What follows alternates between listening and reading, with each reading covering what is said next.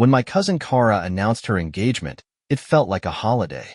The entire family buzzed with excitement, from my grandmother gushing over the size of the ring to our younger cousins already scheming how to sneak extra cake at the reception.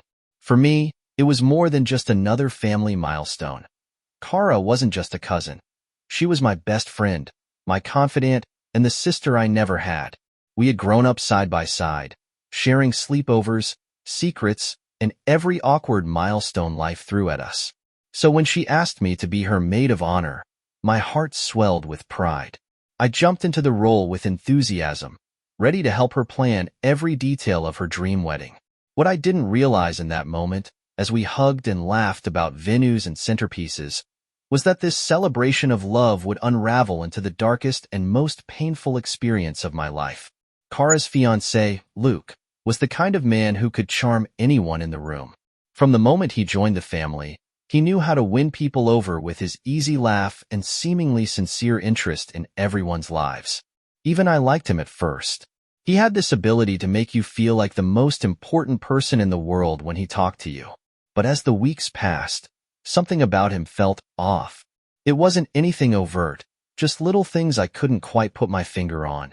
A lingering glance that lasted a second too long. A comment that danced just on the edge of inappropriate, but was coated in enough humor to be brushed aside. At first, I convinced myself I was overthinking. Luke adored Cara, at least, that's what it seemed like. They were inseparable, and he always spoke about her with so much admiration. But during family dinners or wedding planning sessions, I started to notice how his attention would occasionally drift my way. The first time, I laughed it off. He'd commented that I had a great sense of style while I helped Cara choose her bridesmaid dresses. It sounded harmless, but the way he said it, his tone, the look in his eyes, made me feel like I was being sized up. I didn't say anything to Cara. She was too happy, and I didn't want to seem paranoid or petty. After all, wasn't it normal for people to compliment their partner's family? I wanted to believe that, so I swallowed my unease and focused on making sure her big day would be perfect. As the wedding planning intensified, so did Luke's strange behavior. It started subtly, text messages that felt too casual but came at odd times, like 11 p.m. or midnight. At first, they were about the wedding. Hey, Cara mentioned you were looking into centerpieces. Let me know if you need any input. Or, you're amazing for taking on so much work for the wedding. But soon, the tone shifted. One night, as I was getting ready for bed, my phone buzzed. It was Luke. You know, Cara's lucky to have you. I can see where you get your sense of style. You always look amazing. I stared at the message, my stomach twisting. It was flattering, sure, but something about it felt wrong. Why was Luke texting me about this in the middle of the night? I tried to brush it off, typing a quick, polite reply. Thanks, Luke. I'm just happy to help Cara with her big day. Smiley face. But the unease didn't go away. I started avoiding being alone with him, which became harder as the wedding approached. He would find excuses to pull me aside during family gatherings, always under the guise of discussing some wedding detail. He was careful, though, never overt, never enough to raise red flags for anyone else. To the rest of the family, Luke was still the doting fiancé, the perfect addition to the clan. The breaking point came during Cara's bachelorette party. We'd rented a cozy Airbnb and filled it with balloons, champagne, and laughter. It was supposed to be a night of fun, a celebration of Cara's last days as a single woman. Late into the evening, as we were dancing and sipping margaritas, the doorbell rang. To everyone's surprise, it was Luke. What are you doing here? Cara asked, laughing but confused. I missed you, he said, pulling her into a hug. The other bridesmaids swooned, calling him romantic, but I felt a knot tighten in my chest. This wasn't normal. Luke stayed the rest of the night, blending into the group but never leaving my periphery. Every time I looked up, I felt his eyes on me. It was in the kitchen, as I was grabbing a glass of water, that he cornered me. His breath smelled of tequila as he leaned in too close. You're too beautiful to just be the maid of honor, he murmured, his voice low and smooth. I froze. My heart pounded as I stepped back, muttering, Luke, you're drunk? Go back to Cara. But he didn't move. His eyes locked on mine, and I could see the smirk playing on his lips. Come on. Don't tell me you haven't noticed how we connect. Cara doesn't have to know. My stomach churned. I pushed past him and hurried back to the living room, trying to hide my trembling hands. The rest of the night passed in a blur, but I couldn't shake the encounter. After the bachelorette party, I did everything I could to avoid Luke. I declined family dinners, skipped wedding prep meetings where I knew he'd be, and limited my interactions with Cara to phone calls or texts. I didn't want to burden her with what had happened. She was so blissfully in love, and the wedding was only weeks away. But Luke wasn't backing down. He started texting me more often. At first, I ignored his messages, but that didn't stop him. He escalated from asking about wedding plans to sending compliments that made my skin crawl. You've been distant lately. I miss seeing your smile. You know Cara isn't the only one who looks amazing in white. You're so different from everyone else in this family. Special. The worst part was that he didn't seem to care that I wasn't responding. He would still text me daily, each message more unsettling than the last. One evening, Cara invited me over for a final fitting of my maid of honor dress. I couldn't say no without raising suspicion, so I went, my nerves on edge. When I arrived, Cara greeted me with her usual warmth, and for a moment, I felt relief. Maybe I could get through this without seeing him. But as soon as I stepped inside, there he was. Luke stood in the kitchen, a glass of wine in hand, flashing me that smirk I'd come to dread. Hey, there's the star maid of honor, he said, his voice dripping with charm. I muttered a quick hello and busied myself with Cara, who was too preoccupied with her dress to notice Luke hovering nearby. Every time Cara turned away, I felt his eyes on me. At one point, he brushed past me in the narrow hallway, his hand lingering on my waist just long enough to make my heart race with anger and fear. After the fitting, Cara left the room to grab her phone. Luke seized the opportunity. He stepped closer, blocking the doorway. You're really going to keep ignoring me? He asked, his tone low but insistent. I took a step back, trying to keep my voice steady. Luke, this needs to stop. You're marrying my cousin. This is disgusting. But he didn't back off. Instead, he leaned in, his smirk vanishing. You're the one who's been teasing me, acting all innocent. Don't think I haven't noticed. His voice was a venomous whisper now, and I could feel the heat rising in my face. Not from embarrassment, but from sheer rage. Get out of my way, I snapped, shoving past him. Cara walked back into the room just as I reached the door, her face lighting up with a smile. She had no idea what had just happened. I drove home that night, shaking with anger and disbelief. Luke was no longer just a creep. He was a threat. I knew I couldn't stay silent any longer. But how could I tell Cara, knowing it would break her heart? Worse, what if she didn't believe me? I barely slept that night, replaying the confrontation in my mind. By morning, I had made my decision. I had to tell Cara the truth, no matter the consequences. She deserved to know what kind of man Luke was before it was too late. The next afternoon, I called Cara and asked if we could meet somewhere private. I didn't want Luke around, and I certainly didn't want to have this conversation over the phone. She agreed, suggesting a cafe we used to visit as kids. When I arrived, she was already seated, scrolling through her phone with an easy smile. For a moment, I hesitated. She looked so happy, so carefree. Was I really about to shatter that? Hey, you look like you didn't sleep, she said with a laugh, gesturing to the chair across from her. What's up? I took a deep breath, my palms sweating as I sat down. Cara, I need to talk to you about Luke. Her smile faltered, her brows knitting together in concern. Is something wrong? Did he say something to you? Yes, I admitted, my voice trembling slightly. Cara, he's been inappropriate with me. For weeks now. Her face went pale, and she set her phone down slowly. What do you mean, inappropriate? I told her everything, the late-night texts, the comments, the incident at the bachelorette party, and the confrontation at her house. I didn't sugarcoat anything. As I spoke, her expression shifted from disbelief to horror. You're lying, she said, her voice barely above a whisper. Cara, I'm not, I pleaded. I wish I were. I know this is hard to hear, but you need to know who he really is. She shook her head, her hands trembling as she reached for her phone. Why would he do that? He loves me. He's been nothing but perfect to me. I wanted to cry for her. I don't know, Cara, but you need to confront him. This isn't something you can ignore. She didn't say anything else, just grabbed her things and left the cafe without another word.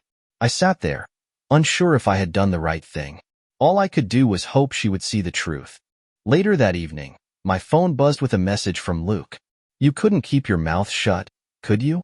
You're going to regret this. My heart stopped. The words felt like a punch to the gut.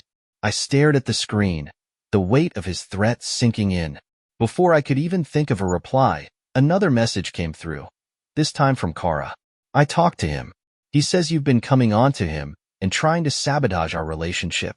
I don't know who to believe right now, but I need space from you. I felt like the air had been knocked out of me. Luke had turned the tables, and now Cara didn't trust me. For the next few days, I heard nothing from her. Meanwhile, Luke's texts became more menacing. You think this is over? It's not. You've always wanted what you can't have. I was terrified, not just for myself, but for Cara. She was about to marry a manipulative, dangerous man, and I was powerless to stop it. The tension in the air was suffocating. Since our confrontation, I hadn't heard much from Cara or the rest of the family, but Luke's threatening text continued. I was on edge, barely able to focus at work, and I started checking the locks on my doors every night. I didn't know what he was capable of, but I had an awful feeling that things weren't over. The day everything fell apart started like any other. Cara called me out of the blue and asked if we could meet. Her tone was curt, almost cold, but I was desperate to talk to her again. She asked me to come to their house that evening. I hesitated. Being in the same space as Luke was the last thing I wanted. But I also knew this might be my only chance to fix things with her. When I arrived, the house was strangely quiet. Cara wasn't downstairs, and her car was in the driveway, so I figured she was getting ready or tied up with something.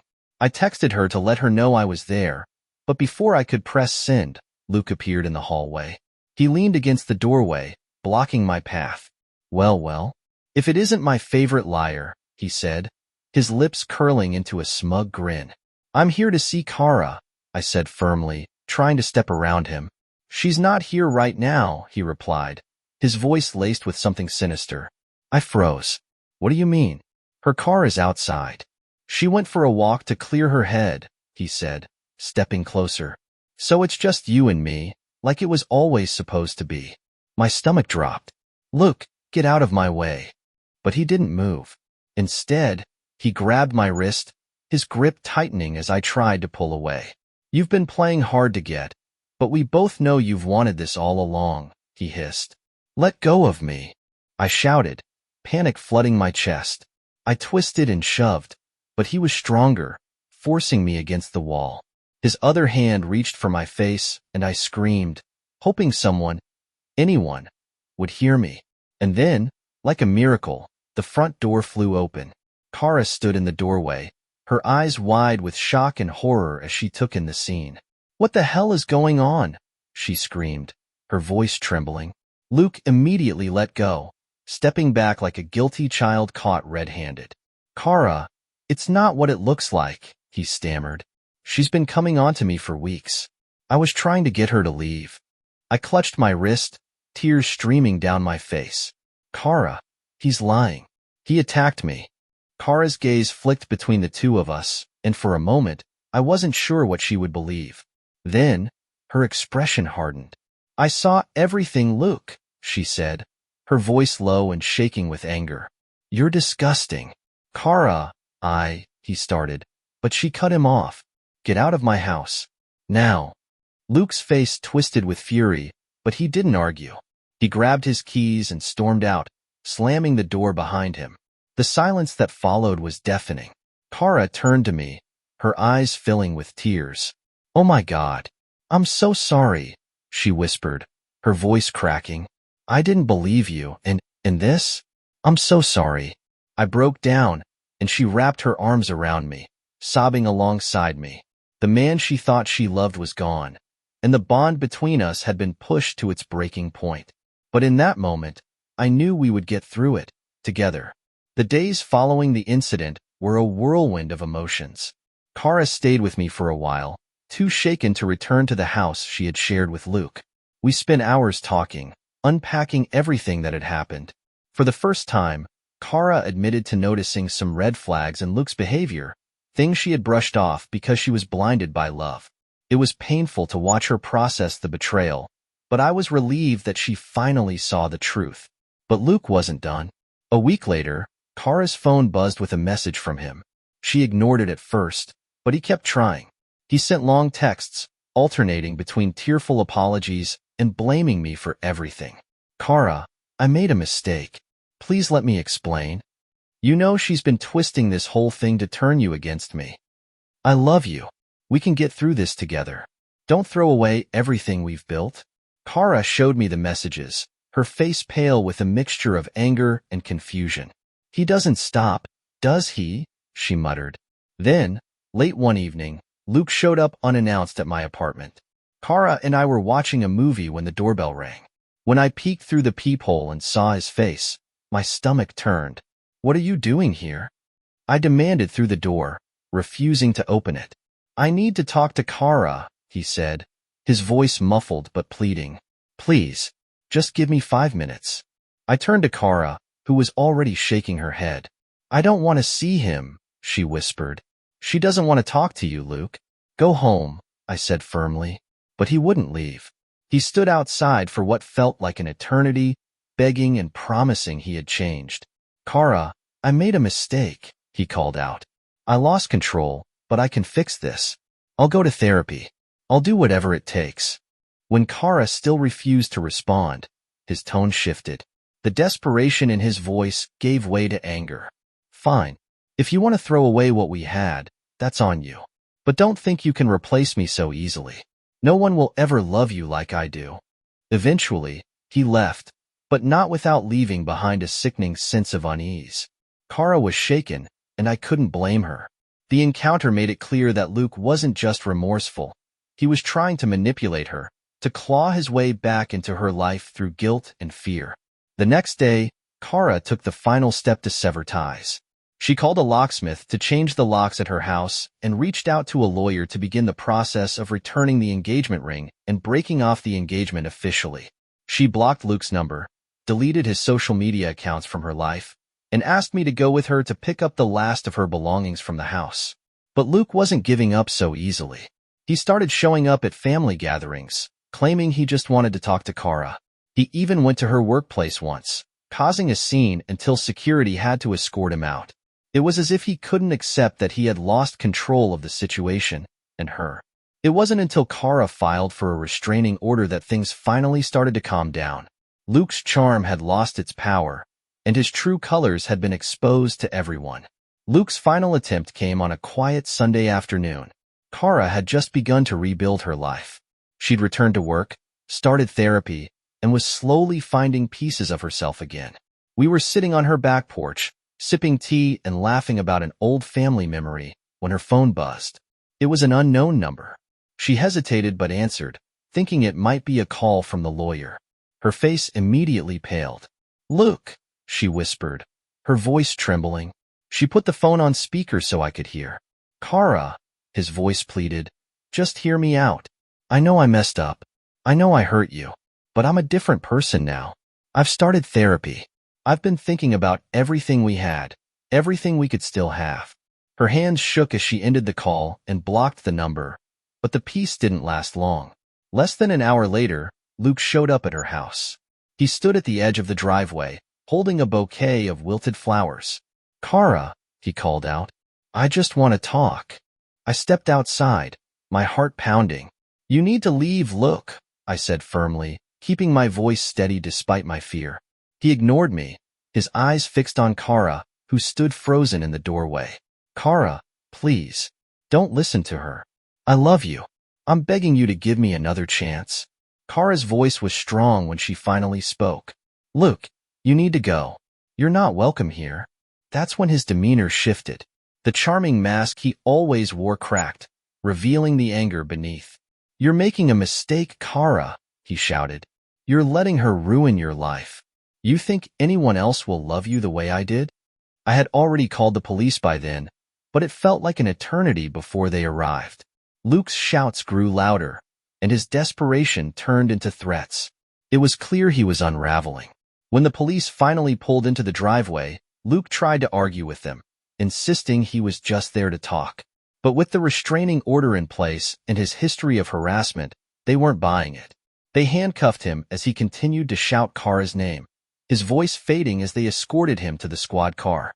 For the first time in weeks, Cara let out a long, shaky breath. Tears welled up in her eyes, but they weren't just tears of sadness. They were tears of relief. From that moment, everything began to change. Cara took the steps she needed to feel safe again, installing cameras around her property and leaning on the support of family and friends. Luke faced charges of harassment and violating the restraining order, ensuring he would be out of her life for good. With Luke gone, Cara began to heal in earnest. The vibrant, confident person I had always known started to reemerge. She even started seeing someone new months later, a kind, patient man who treated her with the respect and love she deserved. As for me, the bond between Cara and me grew even stronger. The experience had tested us in ways I never imagined, but it brought us closer than ever. Together, we moved forward, leaving Luke and his toxicity firmly in the past. Sometimes, the darkest chapters in life lead to the brightest new beginnings. Cara's story became one of resilience, strength, and the power of choosing yourself over someone who seeks to control you. And for both of us, it was a reminder that true love is never built on fear, manipulation, or lies.